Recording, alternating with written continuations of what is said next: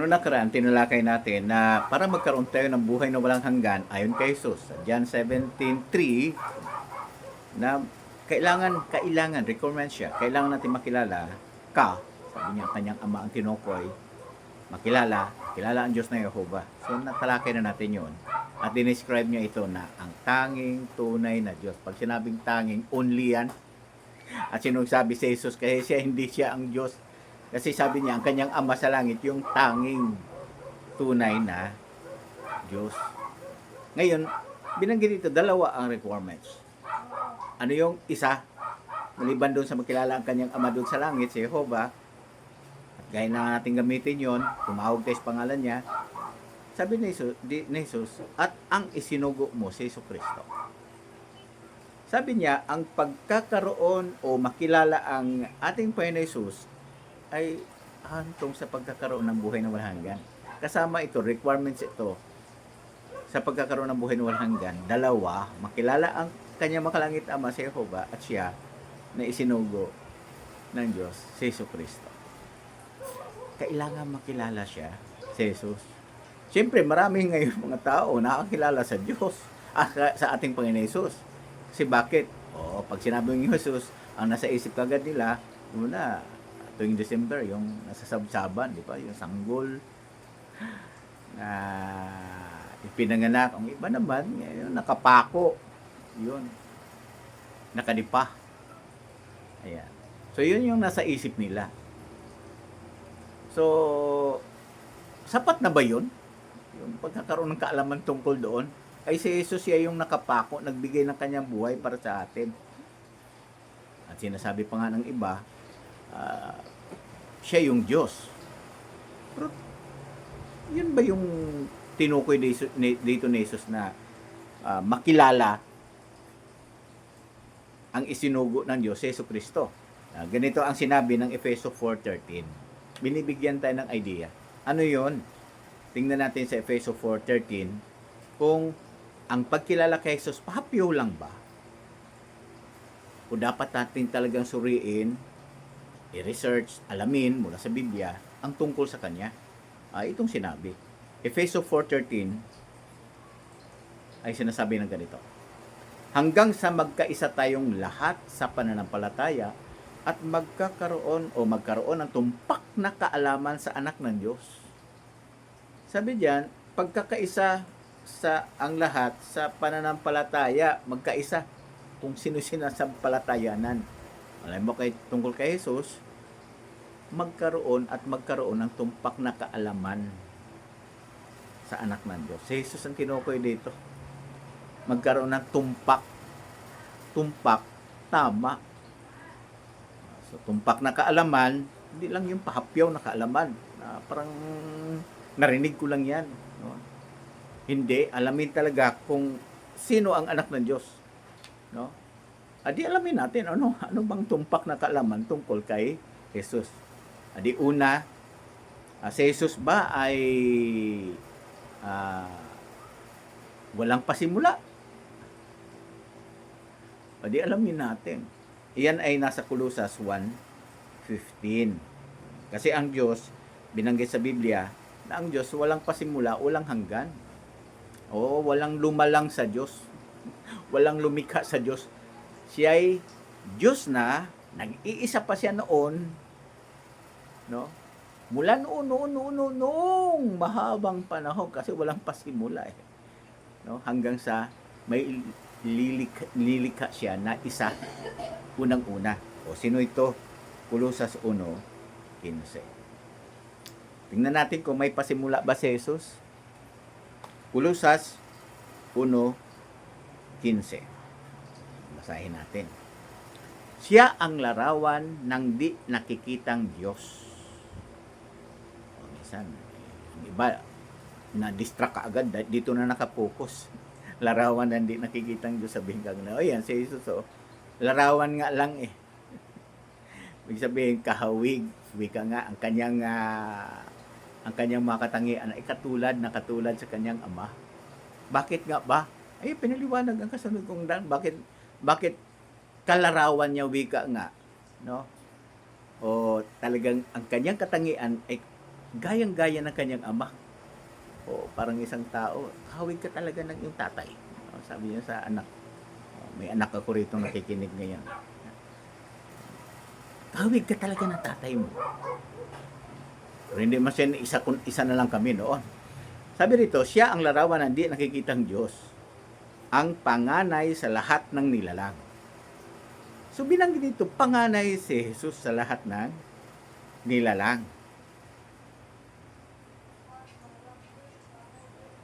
Di ba ang linaw naman niya? Pag sinabing panganay, ano bang nasa isip niyo pag sinabing panganay? At least may unang-una, pag panganay ka sa isang pamilya, adi unang-una ka na isinilang. Hindi may pasimula ka, ikaw ay ang pasimula sa pamilyang iyon. Si Jesus, panganay sa lahat ng nilalang, bago lumikha ang Diyos ng universo, bago siya lumikha ng mga bituin, planeta o ano pa man, una nang lilikha si Jesus.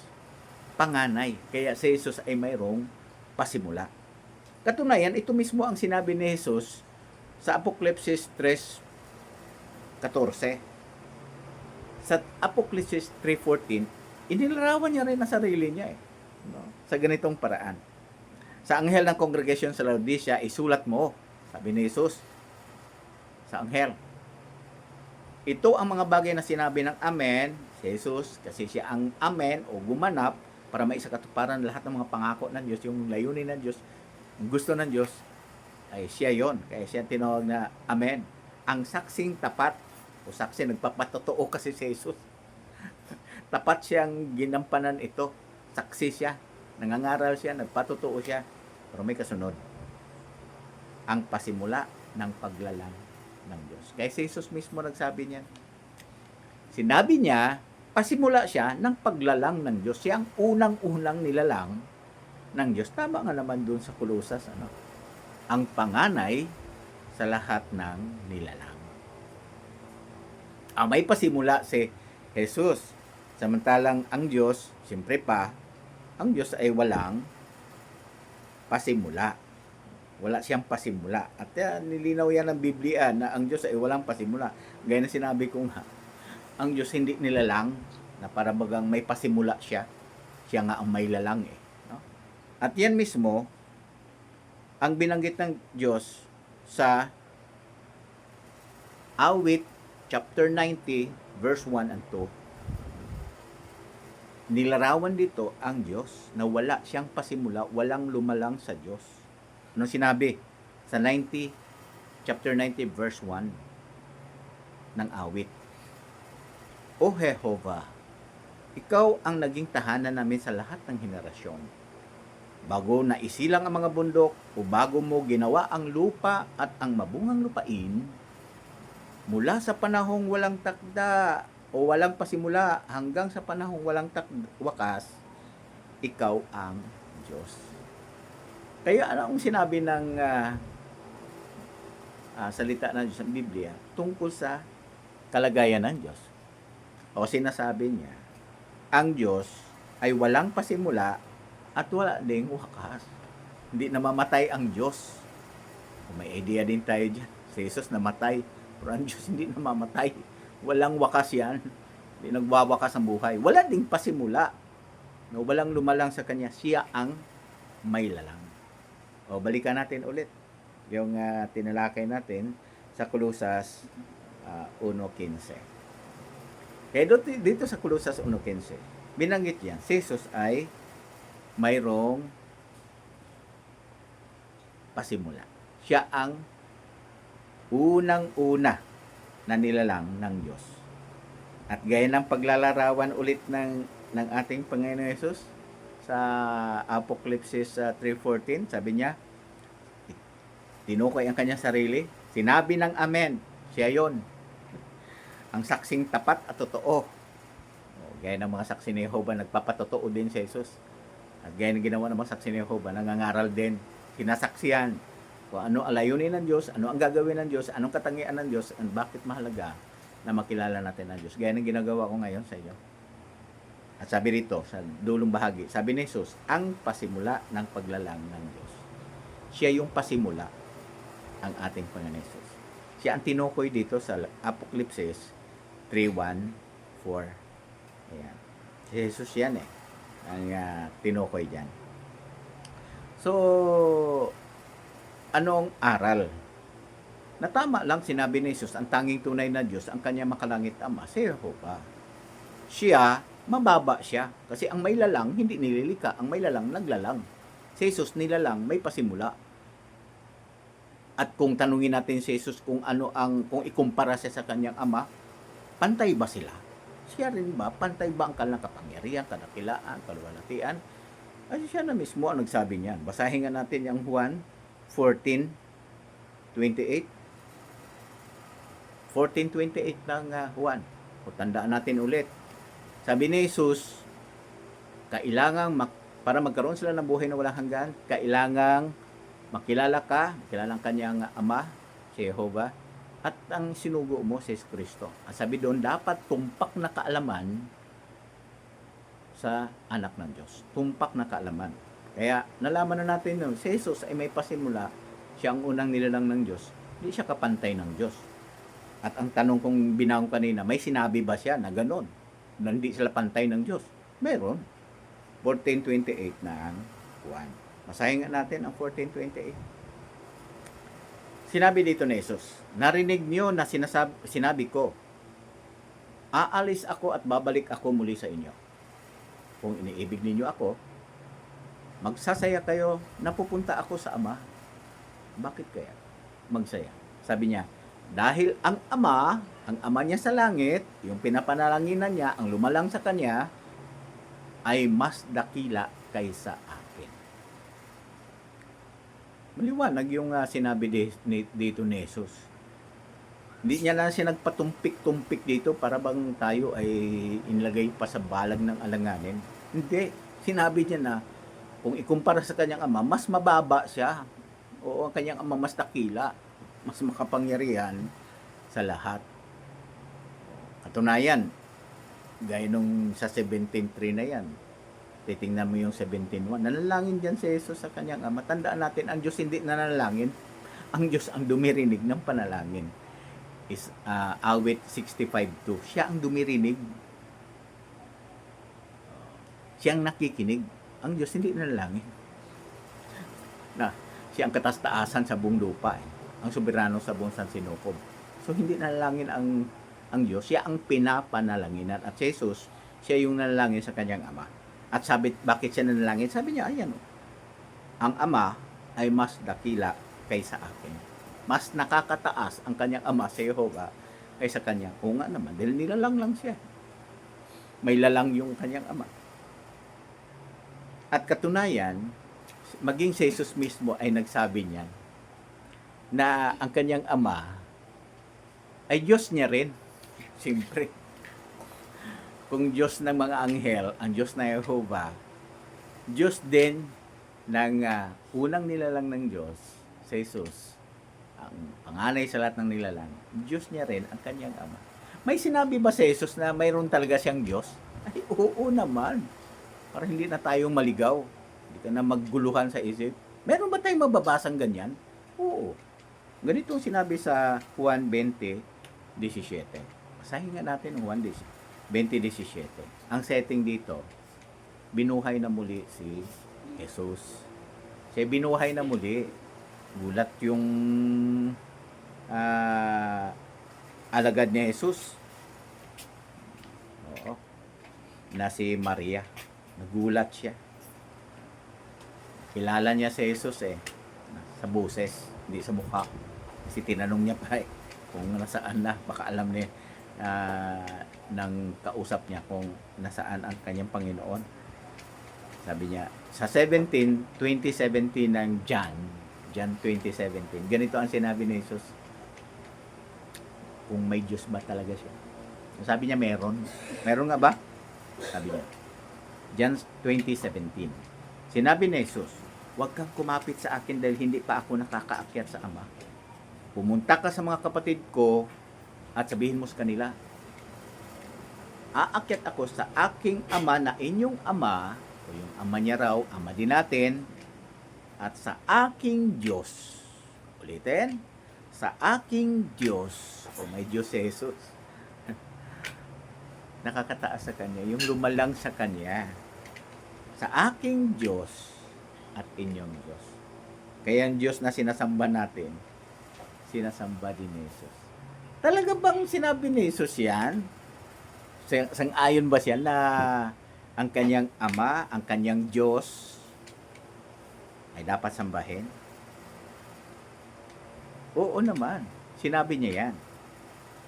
Pero maliban dito sa binanggit yan na si Jesus ay may Ama at may Diyos, na ang kanyang Ama ay nakakataas talaga sa kanya, doon sa paglalarawan sa unang Korinto 11:3, inilarawan si Jesus na mas mababa sa kanyang Ama. At tama lang din sa sinabi ni Jesus na may Diyos nga siyang nakakataas sa kanya, na mas dakila kaysa kanya, gaya na binanggit sa John 14:28. O dito sa unang Korinto 11:3, anong sinabi? Pero gusto kong malaman ninyo na ang ulo ng bawat lalaki ay ang Kristo. O yung mga asawang lalaki, yung ulo niya, Kristo. At ang ulo ng babae ang lalaki. Alam na natin yan. Head of the family, lalaki. Kaya ang pamantayan ng pagkaulo, sunod-sunod, ay binanggit dito.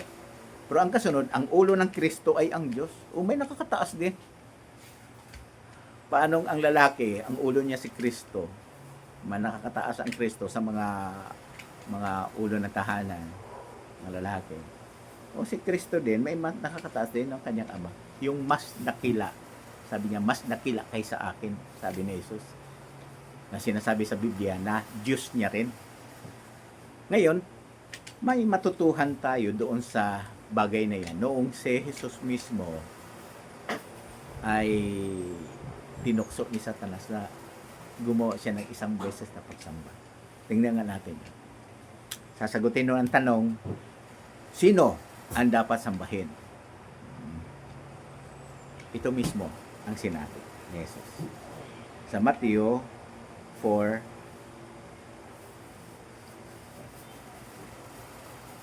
umpisa natin ng 8. Kasi dito sa 8, ito yung pangatlong tukso ni Satanas kay Jesus. Pagkatapos siya bautismuhan ni Juan Bautista. Siya dinala doon ng espiritu sa ilang.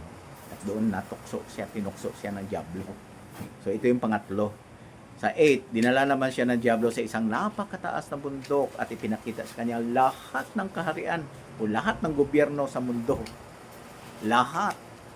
At ang kalawatian ng mga ito. At sinabi ng diablo, ibibigay ko sa iyo ang lahat ng ito kung luluhod at sasamba ka sa akin ng kahit isang beses. So ang setting, ipinakita sa kanya lahat ng gobyerno. Sa kanya naman talaga ito. Sa 16:31 ng John, sinasabi ni Jesus, ang tagapamahala ng sanglibutang ito, si Satanas ay palalayasin. Sinarap yun. Kaya tinukoy niya Satanas, tagapamahala ng sanglibutang ito. Kontrolado niya ang mga gobyerno, lahat ng gobyerno sa lupa. Sabi niya, ibibigay niya kay Jesus. Tinukso niya si Jesus kasi alam ni Satanas na ang Mesias o Kristo ay magiging hari sa kaharian ng Diyos. Ito ang magsasakatuparan sa lahat ng layunin ng Diyos. Yung dalhin ang mga tao sa perfection at sa kasakdalan at yun din magiging paraiso ang buong lupa. Ito yung naantalang layunin ng Diyos. Alam niya ni Satanas na magiging hari talaga sa Jesus. Ito, parang sinabi niya, parang hindi ka na matagalan sa paghihintay. Ito na, pagkakataon mo na lahat ng kaharian na yan, ibibigay ko sa iyo. Pero, ang kapalit naman, sabi niya, luluhod ka at sasamba sa akin ng kahit isang beses. Interesting yung sagot ni Jesus kay Satanas. Ganito ang sinabi sa 10, Matthew 4:8-9 yung binasa natin, doon sa 10, sinabi ni Jesus, lumayas ka, Satanas. Talagang prangkahan, harap-harapan. Supalpal si Satanas. Lumayas ka, Satanas. Dahil nasusulat, si Jehovah na iyong Diyos ang dapat mong sambahin at siya lang ang dapat mong paglingkuran.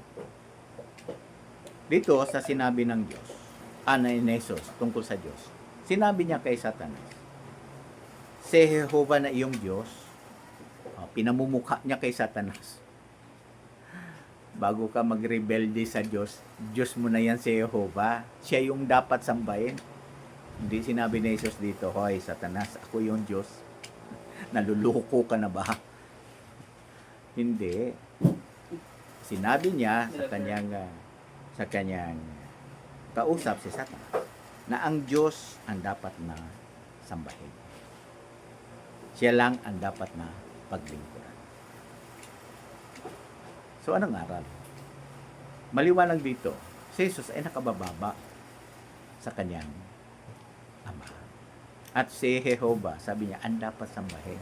Tama yung sinabi niya na sa John 17:3, para magkaroon sila ng buhay na walang hanggan, tayo mga tao, kailangang makilala kanila, kausap niya ang kanyang Ama sa langit, ang tanging tunay na Diyos. Si Jehovah lang ang tanging tunay na Diyos, ang may lalang, walang pasimula. Si Jesus may pasimula siya, at sabi niya, mas nakila yung Ama niya, at sinabi niya may Diyos siya. At ang dapat sambahin si Jehovah. So maliwanag dito na yan ang tumpak na kaalaman tungkol sa anak ng Diyos na sinabi sa Biblia na tinalakay natin mas nauna. Ayan, tumpak na kaalaman. Pero may malalaman pa tayo ng higit kung paanong si Jesus ay larawan ng di nakikitang Diyos. Bakit sinasabing kopyang-kopya siya? Huwig na huwig wika nga, larawan nga, wika nga. Ibig sabihin yung kanyang katangian. Paano? Hindi malalaman natin sa hinarap. Pansamantala, ito ang tumpak ng kaalaman na si Jesus ay nakabababa sa kanyang Ama at si Jehovah ang tunay na Diyos, tanging tunay na Diyos, siya lang ang dapat sambahin.